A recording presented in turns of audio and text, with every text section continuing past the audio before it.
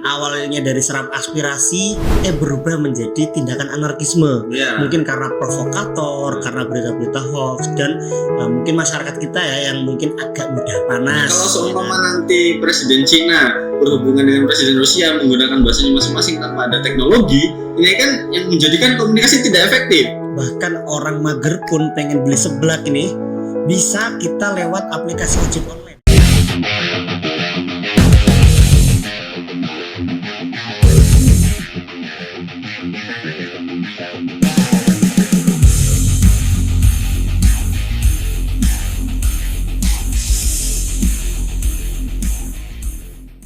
Selamat datang di podcast Brokoli The Glorious.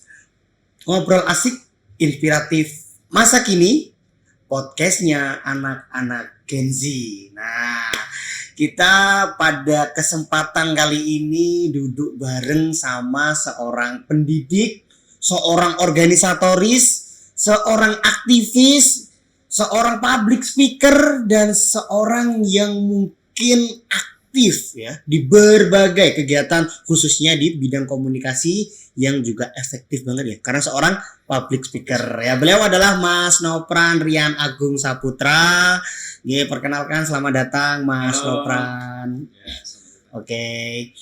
Kita di sini akan membahas tentang komunikasi efektif dalam sinergi membangun masa depan bangsa. Gitu Mas narasumber Mas Nopran.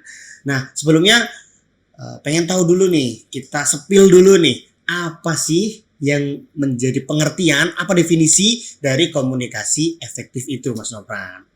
Baik, komunikasi yang perlu kita ketahui itu adalah komunikasi di mana penyampaian informasi dari seorang komunikator kepada komunikan. Nah, komunikator itu adalah orang yang menyampaikan informasi, sedangkan komunikan itu adalah orang yang menerima informasi. Nah, sedangkan efektif itu sendiri adalah hal yang berpengaruh. Nah, namun pengaruh ini bisa menjadi lebih baik atau menjadi lebih buruk. Dalam konteks hal ini, harapannya adalah menjadi lebih baik. Kalau kita menghadap kepada komunikasi efektif, tentunya harapan kita adalah komunikasi itu bisa berjalan dengan baik, yang memberikan pengaruh baik juga, sehingga bisa menimbulkan atau sesuatu gagasan perubahan menjadi lebih baik lagi. Harapannya seperti itu dari komunikasi efektif. Oke, berarti bisa disimpulkan juga komunikasi itu adalah percakapan dua arah ya? Betul. Interaksi dua arah atau lebih? Betul. Gitu. Berarti kalau cuma satu arah itu cintamu yang tertolak. Itu kalau satu arah doang karena nggak ada feedback. Sedih banget ya rasanya. Sedih banget rasanya karena pernah merasakan kayaknya. Oke. Lalu dengan apa kita bisa memastikan kalau komunikasi itu benar-benar efektif apalagi di zaman-zaman sekarang ini ya? Tentunya dengan generasi yang saat ini, zaman yang saat ini di era globalisasi itu yang bisa kita lakukan yaitu dengan memastikan dengan teknologi. Yang mana teknologi ini sangat berperan penting dalam komunikasi. Jadi teknologi ini adalah sebagai perantara dalam menyampaikan komunikasi secara tidak langsung maupun secara langsung. Contohnya saja nih, di berbagai negara atau ketika ada kongres, PBB, pertemuan antar negara, itu ada namanya teknologi translate secara langsung. Oke, translator otomatis ya. Translator otomatis. Nah, ini salah satu bentuk teknologi nih. Nah, yang bisa menjadikan komunikasi itu menjadi lebih efektif. Kalau seumpama nanti Presiden Cina berhubungan dengan Presiden Rusia menggunakan bahasanya masing-masing tanpa ada teknologi, ini kan yang menjadikan komunikasi tidak efektif. Nah, inilah tentunya peran dari teknologi itu seperti itu, yaitu sebagai perantara antara komunikasi ini sehingga menjadi lebih efektif. Oke, bahkan baru-baru ini pas di sidang PBB ya, PBB kan karena presiden dari Palestina visanya dicabut, nggak bisa masuk Amerika Serikat. Presiden Palestina tersebut dikasih waktu untuk berpidato secara daring. Betul sekali. Nah, itu salah satu bukti juga ya sebenarnya. Betul. Salah satu bentuk bahwa teknologi itu bisa digunakan dengan baik sebagai penyambung komunikasi. Oke. Lalu gimana kondisi komunikasi yang ada di Indonesia khususnya di teknologinya ya? Atau mungkin di akses digitalnya yang ada di Indonesia itu kita sudah sampai mana? Kondisinya kayak gimana itu Mas? Seperti yang kita ketahui ya bahwa Indonesia saat ini di setiap daerah hampir di mana-mana itu sudah mengakses digital. Yang mana tidak hanya dari kalangan muda saja, tapi kalangan menengah, kalangan anak-anak, bahkan kalangan tua itu juga sudah mengakses ini gitu loh.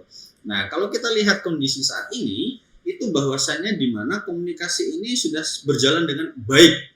Salah satunya dengan menggunakan teknologi yang kita gunakan yaitu WhatsApp. Ini WhatsApp ini kan kita sering berkomunikasi nih secara langsung. Kita kirim teks, langsung terkirim. Sampai meskipun jaraknya jauh, bahkan sampai ribuan kilometer pun, bahkan antar negara pun bisa berkomunikasi melalui WhatsApp. Nah, ini yang terjadi di Indonesia. Ketika saya mau telepon dengan keluarga yang ada di luar kota pun itu bisa langsung terhubung. Tidak hanya dengan suara, tapi juga dengan wajah. Nah, ini salah satu bentuk teknologi yang digunakan di Indonesia. Bahkan orang mager pun pengen beli seblak ini, bisa kita lewat aplikasi ojek online. Betul sekali. Itu bisa dibelikan meskipun kita mager ya, Iya. lewat teknologi yang sangat-sangat berkembang pesat ini. Lalu dengan perkembangan dunia yang sangat pesat ini otomatis kan menimbulkan tantangan-tantangan baru. Tentu. Ya, khususnya kita ketahui bersama ya bahwa berbagai berita hoax, berbagai disinformasi, berbagai misinformasi tersebar, berita-berita sampah itu juga tersebar di mana-mana. Kira-kira itu tuh kayak gimana sih, kok bisa kayak demikian, tuh solusinya gimana sih? Solusi yang kita gunakan adalah saring sebelum sharing. Karena ini yang perlu kita lakukan gitu loh, supaya tidak adanya informasi hoax. Kita harus saring dulu informasinya. Ketika ada informasi masuk, kita cari dulu validitasnya. Apakah benar demikian? Kalau tidak benar demikian, ya berarti harus kita hentikan. Kalau benar ya harus kita teruskan. Nah, inilah gunanya dari teknologi. Bahkan obat dari kerusakan teknologi juga pakai teknologi sendiri. Betul. Benar.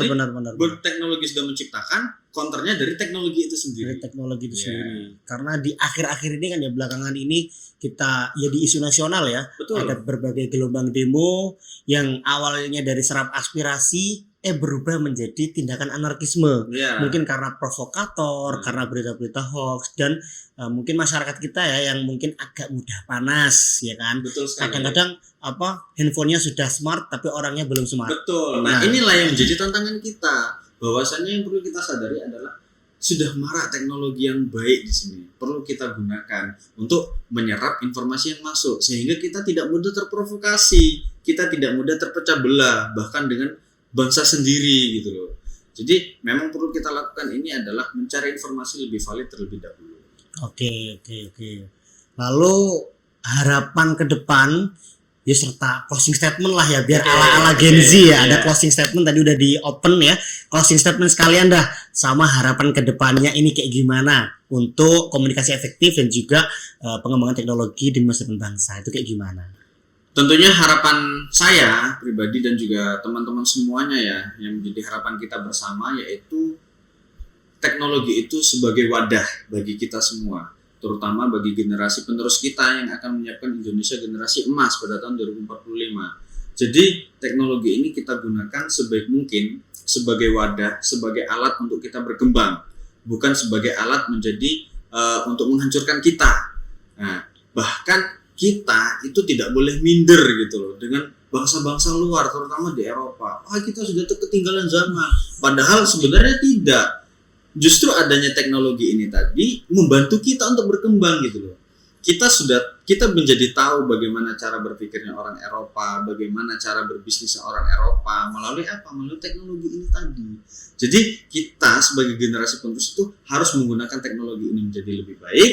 Supaya apa? Supaya kita bisa membangun masa depan yang menjadi lebih baik juga untuk mempersiapkan Indonesia emas pada tahun 2045. Ya, itulah tadi kupas tuntas mulai dari awal terkait komunikasi efektif itu apa, contoh-contohnya seperti apa, bahkan sampai solusinya seperti apa. Oke.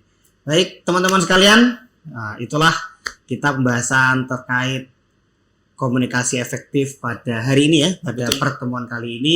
Sampai jumpa pada podcast Broccoli The Glorious yang selanjutnya.